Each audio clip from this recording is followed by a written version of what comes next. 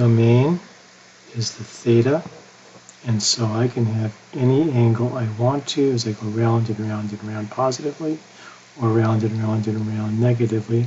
That's why it goes from negative infinity to infinity. The same is true for cosine.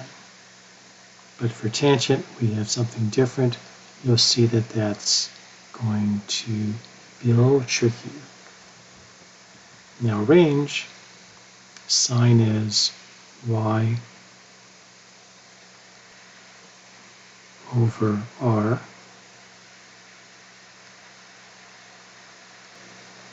And if you think about it, in this right triangle, isn't r, or the hypotenuse, always longer than either leg, y or x? And so if this is a fraction, and r is always bigger, and so r is always bigger and y is always smaller, this fraction is always going to be smaller than 1. Now we saw that if I get here, the y and the r are the same, so it can be 1. Same thing for cosine. In this right triangle, x is the leg, r is the hypotenuse. The hypotenuse is always longer, so this is always bigger, so the fraction is always less than 1 unless I have this point here where x and r are the same. That's when I get 1. Or if I get this point here where x is negative 1 and r is 1, I get negative 1. Tangent has issues. Okay? First of all, let's look about the range. Tangent is y over x. In this triangle, yx, if I have a very steep triangle, y is big, x is small. If I have a flat triangle, x is big and y is small. So this fraction can be very, very big if it's very steep, or very, very small if it's flat. And if it's positive or negative, I can go in either direction. So here the range can be anything, negative infinity to positive infinity. Now, what we want to avoid is when tangent is undefined. And so, when is this fraction undefined? When x is 0. When is x 0? Well, here and here. At pi over 2, if I go pi more, and pi more, and pi more, and pi more, I can get all the rotations that land at 0, 1, and 0, negative 1. So that's what this says.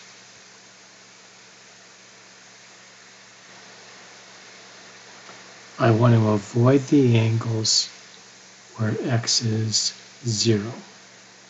So I start at pi over 2, and then I go pi left and right, and I do that by saying that k has to be an integer.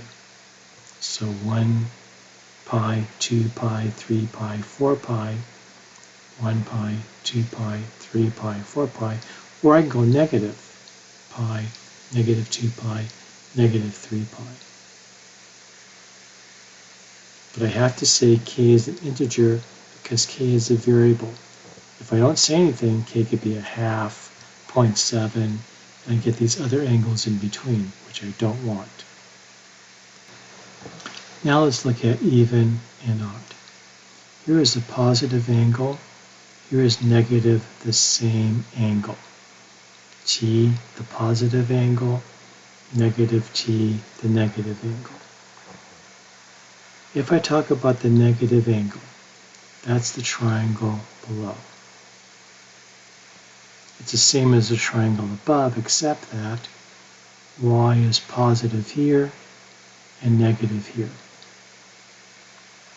So since sine is y over r, the one on top is positive, the one on the bottom is negative.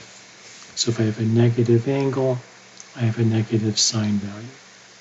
So if the angle is negative, the sine value becomes negative. But since the x value in the positive or first quadrant and negative or fourth quadrant, if the x value doesn't change, then cosine is the same, whether I go up or down, because the x value doesn't change.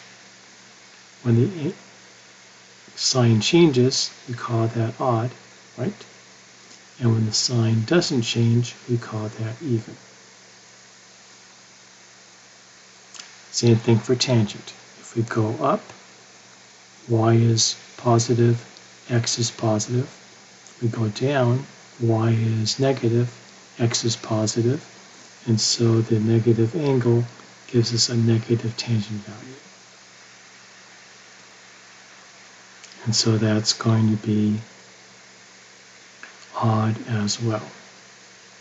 And their counterparts, sine and cosecant, are odd, cosine and secant are even, tangent and cotangent are odd. Because of the same argument, when x doesn't change, cosine and secant don't change, but for the other four, they depend on y, and y does change from positive to negative. Hopefully by now you have a sense of these diagrams. So, negative 45 degrees, it's a 45 degrees, so it's positive root 2 over 2, negative root 2 over 2, and 1, and cosine is x over r, and it's 1. Negative pi over 3, that's 60 degrees in the fourth quadrant, so this is 1/2, this is negative root 3 over 2, this is 1, tangent is y over r. What we can also do though, should listen to my own notes, is since tangent is odd, I can do pi over 3, this is 1/2, this is root 3 over 2, this is 1, tangent is y over x, and so that's going to be root 3, I multiply by the reciprocal, but because it's odd, the negative makes the tangent value negative. 405, well, if I subtract 360 from that, that's going to be 45. And we have root 2 over 2, root 2 over 2, and 1. And so the secant is r over x, and then I take the reciprocal, and I'll get root 2. Negative 120, well, cosine is even, so I can do cosine of 120 instead. And so 120 is 60 degrees in the second quadrant, and it's negative 1/2, root 3 over 2, 1. Cosine is x, negative 1/2. We have to know these triangles. 7 pi over 3, well, isn't that 6 pi over 3 plus 1 more pi over 3? But isn't that 2 pi? It's like going round and around. We don't need that. We just keep the pi over 3. And so that's the big is here, the small is here.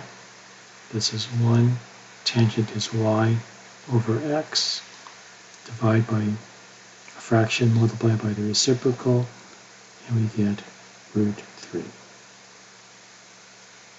Now, do you see that this is 12 pi over 3 plus 2 more pi over 3? And this is 4 pi. Well, if once around is 2 pi, twice around is 4 pi, and it's like going round and round, I'll just get the remaining angle, 2 pi over 3. That's in the second quadrant. Negative 1/2 root 3 over 2, tangents y over x, divide by a fraction, multiply by the reciprocal, and I get negative root 3. You try the others that I did not do. Here are the answers so you can see them. You can see the reference angles that I used instead.